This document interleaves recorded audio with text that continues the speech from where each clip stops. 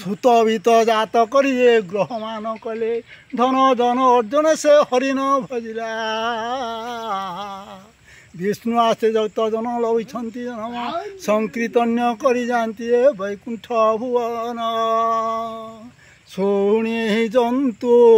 পত্নী পুছে জীব কুশদীরে সাধু সঙ্গ করি চুকি জীব মঞ্চ পুরে ক্ষমা দয়া বন্ধু বর্গ তসিরু কি তুরে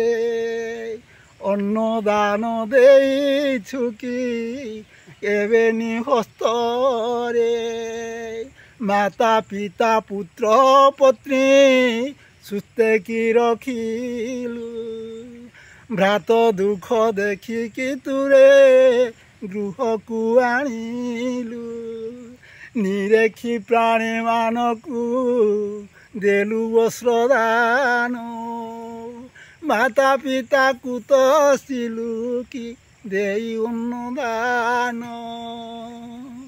তুমার মুখে কহ জীব করিবি শ্রবণ করিছিলে নিশ্চয় জীবরে বৈকুণ্ঠ ভুবন রট রট করিও মজে পুছয়া উত্তর সে রূপকু দেখি যাব ভয়ে থর হর হ্যাঁ আরও আছে।